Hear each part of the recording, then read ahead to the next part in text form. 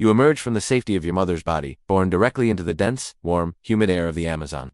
The instant you're out, your mother abandons you, making no distinction between giving birth and simply defecating. You and your siblings scatter in every direction. The jungle doesn't care that you're new here. So much for family. At this moment, you're only a couple of feet long and, honestly, kind of cute.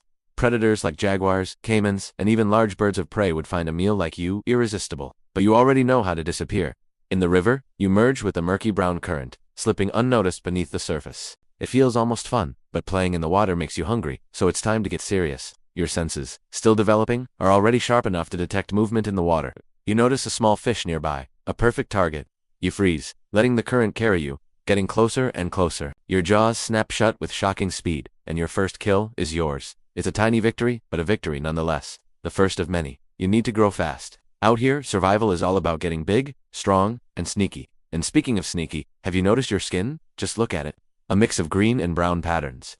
Nature's perfect camouflage. Whether you're slinking through the dark waters or blending into the dense undergrowth, no one can see you coming. You're practically invisible. That's your first real advantage in this wild place. It's not much now, but it'll come in handy once you're ready to hunt something a little more challenging. For now, you stick to the basics. You spend your days slithering through rivers and swamps, mostly keeping to the water where you feel safe. Your eyes and nostrils stay just above the surface as you gently slide through, waiting for an unsuspecting snack to wander a little too close.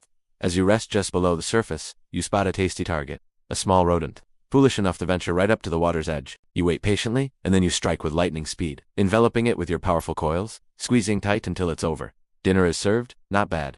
You've entered the juvenile phase of your life, and things are starting to get interesting. You're bigger now, faster, and stronger. And your prey? Well, you've moved up in the world. Small fish and frogs just don't cut it anymore. Now, you've got your eyes on something more substantial, like capybaras. Yeah, the world's largest rodents are on your menu. That was a close one, but don't get cocky just yet. You're still not the biggest predator out here. There are jaguars, caimans, and other anacondas that would love to make a meal out of you if they get the chance. You've got to stay sharp and use your camouflage to your advantage. Oh wait, it's a caiman, basking on the riverbank. It's not huge, probably a juvenile like you, but it's still a risky move. You think about it for a moment, weighing your options. Should you go for it? It could be your first big test as a hunter. Why not? You slink into the water, sliding gently toward the caiman with the grace of a shadow. Your muscles coil, ready to strike. And it wasn't as tough as I thought. That's your first taste of success as a true predator. But let's not get ahead of ourselves. Not every day is a win. There are days when your prey outsmarts you, like that one time you tried to take down a capybara, but ended up being dragged halfway across the river before it managed to escape. Yeah, that wasn't your finest moment. Humiliating, but thankfully, there were no witnesses. The good news is, you're still growing. With every meal, you get a little bigger, a little stronger, and a little wiser. By the time you're fully into your juvenile phase, the jungle doesn't feel quite as intimidating anymore. Sure, there are still big predators out there, but you're climbing the food chain, and fast. As the months roll by, you become more and more comfortable in your environment. You've perfected the art of hiding in plain sight, waiting for hours, maybe days, or weeks. Finally, a group of capybaras grazing near the water's edge. You sink slowly beneath the surface, your eyes barely visible as you approach. You wait, your muscles tense, and then what? Where did this jerk pop up from? You continue to refine your skills, learning more about your environment and your place in it. You've mastered the art of stealth, using your patterned skin to blend seamlessly into the jungle around you. You've developed a keen sense of smell, allowing you to track prey even through the thickest underbrush. And your body is pure muscle. You're no longer just a juvenile anaconda. You're approaching adulthood. You've reached a size that commands respect, or at least some healthy fear, from most of the creatures in this territory. At over 15 feet long and still growing, you're a true force to be reckoned with. No more small-time snacks for you. You've graduated to bigger prey. And by bigger, we're talking deer, wild pigs, and even the occasional caiman that dares to cross your path.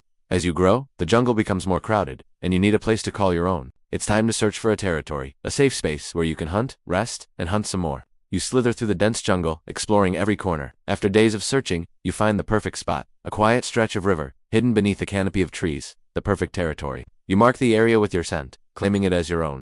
And speaking of the next chapter, it's time for something new, mating. It's not just about survival anymore. Now it's about passing on your genes. As mating season arrives, you begin to pick up the scent of a potential mate nearby. You follow the trail until you find another anaconda, the female. What a beauty. The courtship begins. It's a slow, winding dance as the two of you coil around each other for hours. You move together in a mesmerizing spiral until finally the deed is done. The female will carry out your legacy. Several months later, as a female, you find a secluded area to give birth. You don't lay eggs like many other snakes. Instead, you give birth to live young. Between 20 to 40 baby anacondas will enter the world, much like you did years ago, but your job's done. You leave, never to see your offspring, knowing that most of them won't survive their first year. Honestly, there's no real difference between giving birth and pooping for an anaconda. Anyway, let's get back to some fun. As you grow older and bigger, your body starts to feel the wear and tear of years spent hunting and surviving. You're still strong, there's no doubt about that, but you're not as fast as you once were. The youthful energy that once fueled your every hunt is starting to fade. As you lie submerged in the cool waters of a river, you sense something moving nearby.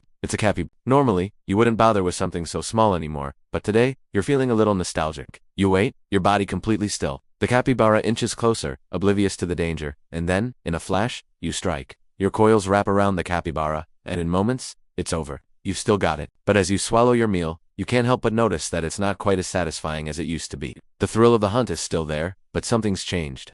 One day, as you stalk a young deer, you sense that something's different. Your muscles coil, ready to strike, but just as you lunge, something goes wrong. The deer senses you at the last second and bolts. You try to chase, but your body doesn't move as quickly as it used to. You miss. It's the first failed hunt in a long time, but something feels different. You feel the exhaustion deep in your muscles, the weight of the years finally catching up with you. In reality, most anacondas don't die in battle. They simply grow too slow and too tired. Eventually, the jungle takes them back.